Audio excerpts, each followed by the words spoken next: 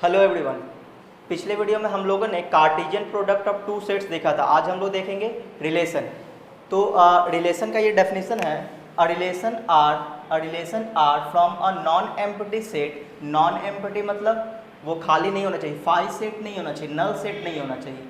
Set A to another non empty set B, यानी हम लोग ए का रिलेशन देख रहे हैं। A relation R from a non-empty set A to another non-empty set B, यानी कि हम लोग R क्या देख रहे हैं, रिलेशन है किसका, A to B का। Is a subset of A cross B। A cross B हम लोगों ने पिछले क्लास में देखा था, A cross B product of two sets. In other word any subset of A cross B is a relation from A to B। Thus R is a relation from A to B implies and implied by R is a subset of A cross B।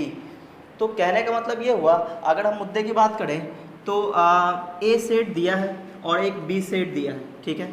तो जो relation R होगा वो होगा क्या, तो relation जो R होगा वो A क्रॉस B का जो भी सेट आएगा, A क्रॉस B जो भी एलिमेंट आएगा इसमें उसी का ये सबसेट होगा, ये मतलब है। जैसे मैं आपको एग्जांपल के थ्रू दिखाऊं तो अगर कोई A सेट ले लेते हैं हम लोग इस तरह से, ए सेट लिया गया है, मान लो 1 2 3 इस तरह से, ठीक है। और हमारा जो बी सेट है वो मान लेते हैं हम लोग 5 और 6 ले लेते हैं। तो एक रिलेशन इस तरह से लेते हैं हम लोग कि जो ए क्रॉस बी हम लोग करेंगे उसमें जो एलिमेंट्स आएगा उसी का पार्ट होना चाहिए, उससे बाहर नहीं होना चाहिए, नहीं तो उसको रिलेशन हम लोग नहीं बोलेंगे। जैसे मान लो मैंने रिलेशन में एक ले लिए 1, 5 2, 6 और 3, 5 और किसी ने पूछा क्या बताइए क्या ये आर रिलेशन है, तो हम लोग ये चेक करेंगे कि आर सेट में जो भी एलिमेंट्स आया हुआ है क्या वो एलिमेंट्स ए क्रॉस बी में लाई करता है या नहीं करता है।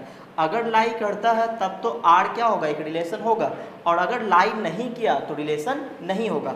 तो हम लोग क्या देखते हैं कि ए क्रॉस बी जब हम लोग करेंगे, ए क्रॉस बी तो ए क्रॉस बी में कौन कौन सा एलिमेंट आएगा, 1, 5 6 1 का पेयर 6 के साथ, फिर 2, 5 फिर 2, 6 फिर 3, 5 फिर 3, 6। तो ये एलिमेंट्स, ये 6 एलिमेंट्स मिलेंगे मुझे। तो ए क्रॉस बी में जो एलिमेंट्स है उसी का पार्ट तो है ये आर। देखिए 1, 5 इसमें भी है, 2, 6 इसमें भी है, और 3, 5 इसमें है। तो कहने का मतलब ये हुआ कि आर अगर एक सेट ऐसा हो जो ए क्रॉस बी का ही सबसेट हो तो हम लोग आर को क्या बोलेंगे, एक रिलेशन है, क्योंकि R is a subset of A cross B. Subset का मतलब क्या होता है कि जैसे ये लिखा गया कि R is a subset of A cross B, मतलब ये हुआ कि आर सेट में जो भी एलिमेंट होंगे उसका हर एक एलिमेंट ए क्रॉस बी में मिलेगा, ये मतलब है। तो आर क्या कहलाएगा, एक सेट रिलेशन कहलाएगा। तो यहाँ पर रिलेशन का मतलब बस ये है कि अगर किसी का रिलेशन जिससे पूछा जाए, जैसे मान लो ए टू बी रिलेशन पूछा गया, तो ए टू बी अगर रिलेशन है तो उसमें जो एलिमेंट्स है वो किसका एलिमेंट होना चाहिए, ए क्रॉस बी का ही होना चाहिए। अगर उससे बाहर का है तो वो रिलेशन नहीं है। बस ये है मुद्दे की बात। तो हम लोग आगे डोमेन और रेंज देखते हैं इसका।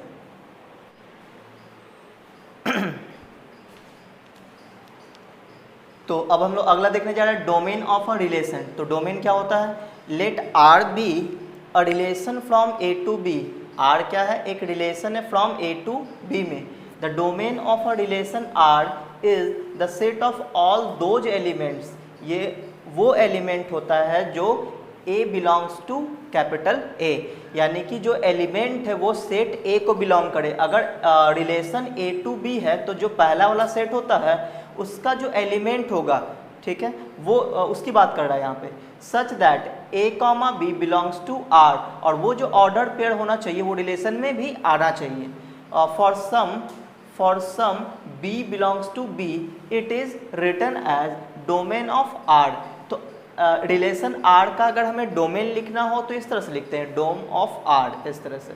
तो डोमेन ऑफ आर होता क्या है एक्चुअली में, तो सेट ऑफ फर्स्ट कंपोनेंट, जो ऑर्डर पेयर होता है उसका जो पहला वाला पार्ट है उसको क्या बोलते हैं, first component. The set of first components of all the ordered pair belonging to R, जो भी रिलेशन होगा उसका जो एलिमेंट होगा वो एज ए ऑर्डर पेयर होगा। तो ऑर्डर पेयर में जो फर्स्ट एलिमेंट्स होगा वो क्या कहलाएगा, इसका डोमेन होगा।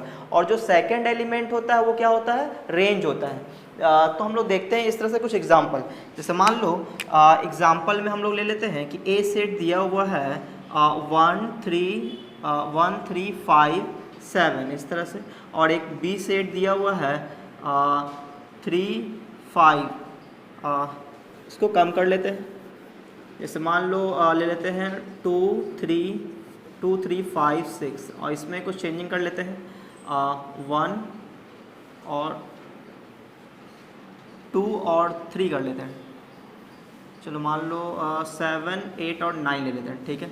तो एक रिलेशन हमें क्रिएट करने के लिए बोला गया कि R एक रिलेशन है, R is a relation such that इस तरह से है कि जो हमारा A है ये A को बिलोंग कर रहा है, ये B को बिलोंग कर रहा है। जो A एलिमेंट होना चाहिए सच दैट A, B क्या होना चाहिए, A is less than B। चलो ये एक रिलेशन ले लिए कि A क्या है, B से छोटा है। तो ऐसा कोई रिलेशन बनाना है, तो ऐसा रिलेशन कैसे बनेगा, तो हम लोग उस ऑर्डर पेयर को उठाएंगे जिसका पहला एलिमेंट छोटा होगा दूसरे एलिमेंट से। यहाँ पे ये जो आर रिलेशन है वो क्या बोल रहा है कि A is less than B। जो रिलेशन में जो ऑर्डर पेयर होगा उसका जो फर्स्ट एलिमेंट है वो लेस होना चाहिए सेकंड एलिमेंट से। तो हम लोग क्या करेंगे, ऑर्डर पेयर कुछ इस तरह से बनाएंगे कि हमेशा छोटा रहना चाहिए।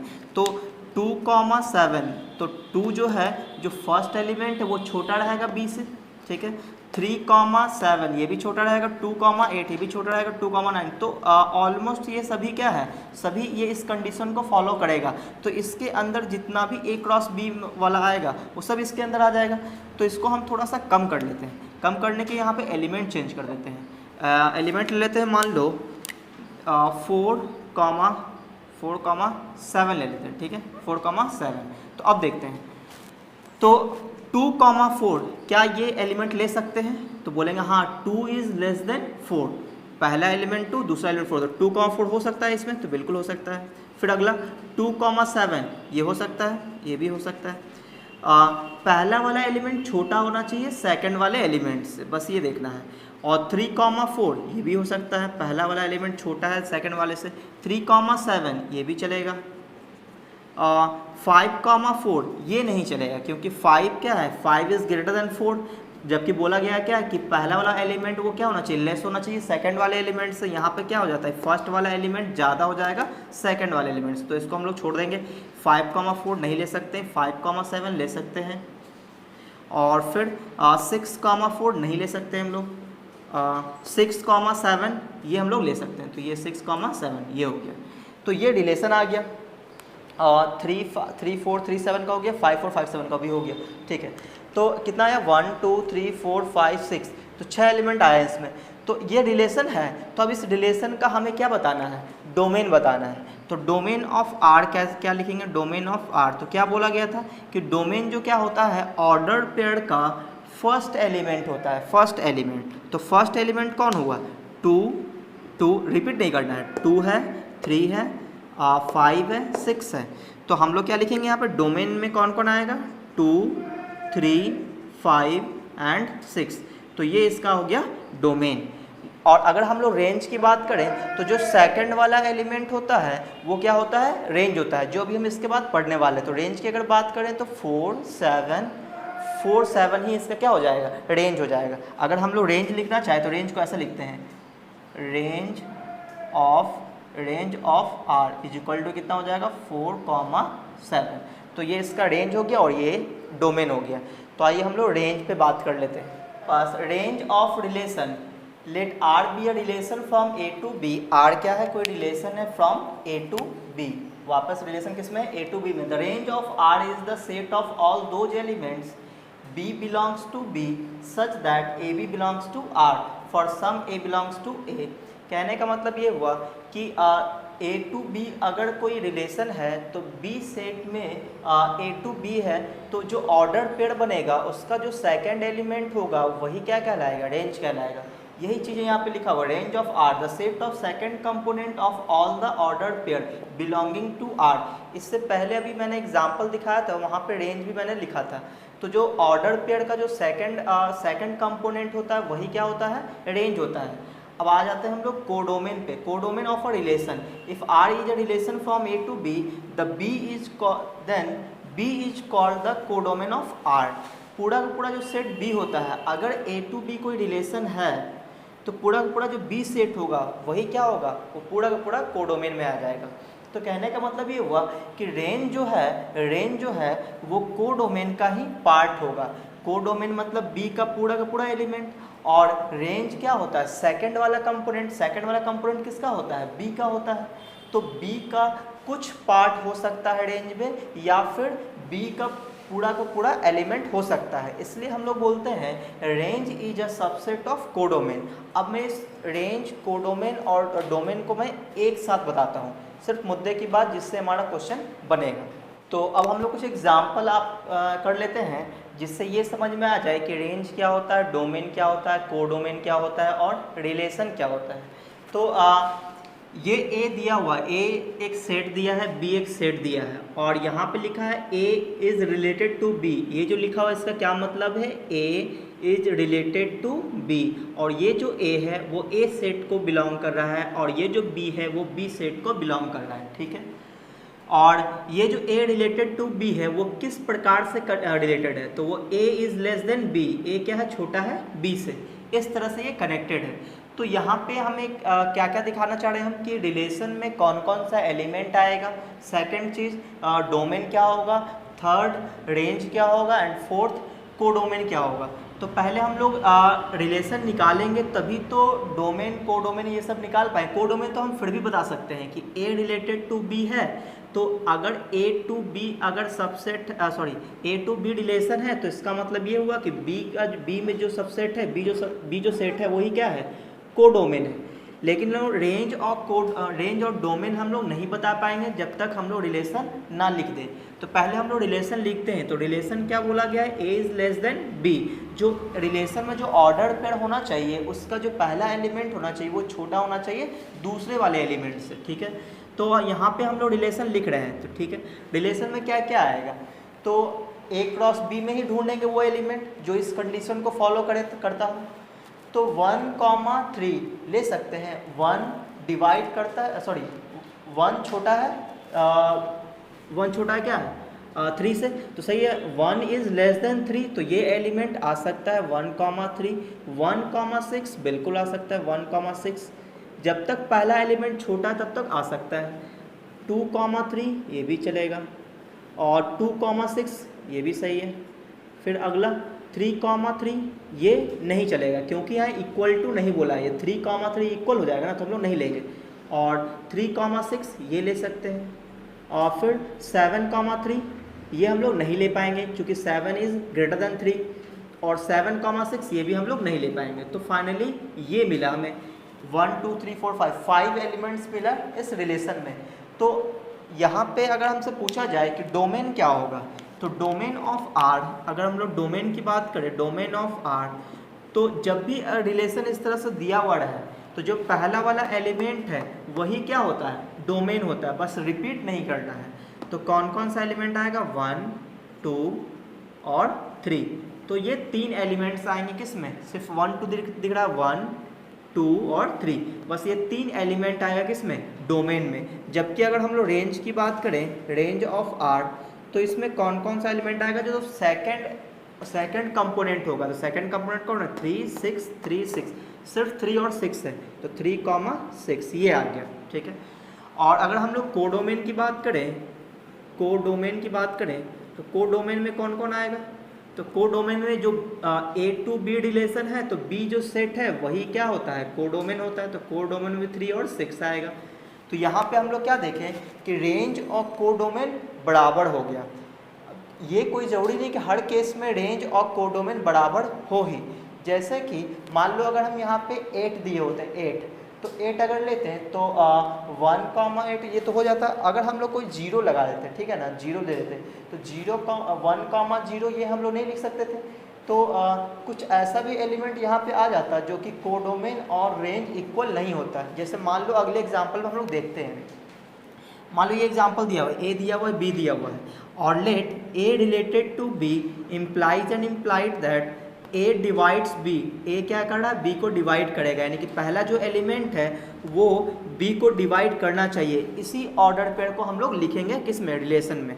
तो रिलेशन में हम लोग किसको लिखेंगे, जो पहला एलिमेंट लिखेंगे वो डिवाइड करे सेकंड एलिमेंट को। तो 2,4, तो जो पहला एलिमेंट है वो सेकंड एलिमेंट को डिवाइड कर रहा है, तो इसका मतलब 2,4 हम लोग ले सकते हैं। 2,7 नहीं ले सकते, 2 डिवाइड नहीं करेगा 7 को।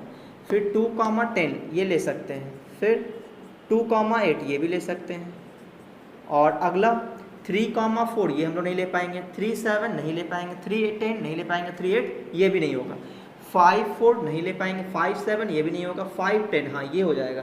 5 डिवाइड्स 10, 5 10 को डिवाइड करता है, फिर 5,8 ये नहीं लेंगे।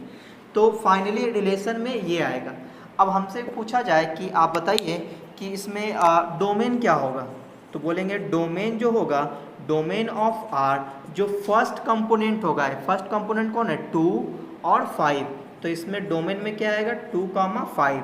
जबकि हमसे रेंज पूछा जाए तो हम क्या बोलेंगे, रेंज होता है सेकंड कंपोनेंट, तो 4, 10, 8, 4, 10, 8 आ रहा है, यानी कि 4, 10 और 8, बस यही 3 एलिमेंट आएगा। और जबकि हमसे कोडोमेन पूछा जाए तो कोडोमेन क्या होता है, कोडोमेन जो ए टू बी अगर रिलेशन है तो बी वाला जो सेट है ये पूरा का पूरा क्या कहलाता है, कोडोमेन कहलाता है। तो कोडोमेन कौन आएगा, 4, 7, 10 और 8। जबकि रेंज में क्या आया, 4, 10 और 8, तो 4, 10 और 8 ही आया किस में, रेंज में।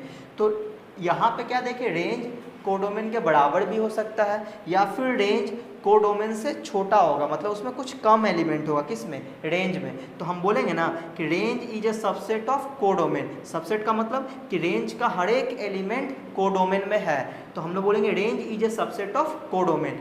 तो इसी को देखते हुए हम लोग क्या बोलेंगे कि हमें नोट में ये याद रखना है कि रेंज जो होता है, रेंज वो हमेशा सबसेट होता है किसका, कोडोमेन का, किसका, कोडोमेन का। तो ये चीज़ें हमें याद रखनी है। ये ऑब्जेक्टिव क्वेश्चन में पूछा जाता है क्लास 12th में भी और कॉम्पिटेटिव एग्जाम में भी। तो आज के लिए बस इतना ही रखते हैं। आप लोग इससे रिलेटेड कुछ क्वेश्चंस भी कर सकते हैं, बाकी जो फंक्शंस है उसको भी करेंगे, लेकिन उससे पहले हम लोग कुछ क्वेश्चंस करेंगे, तो उसके बाद ही हम लोग फंक्शन स्टार्ट करेंगे। तो अगर आपको ये वीडियो अच्छा लगा हो तो वीडियो को लाइक कीजिए, और अगर आप मेरे चैनल पर पहली बार आए हैं तो चैनल को सब्सक्राइब कर लें और बेल आइकन जरूर दबा दें, ताकि जैसे ही मैं कोई नया वीडियो डालूंगा आपको नोटिफिकेशन मिल जाएगा।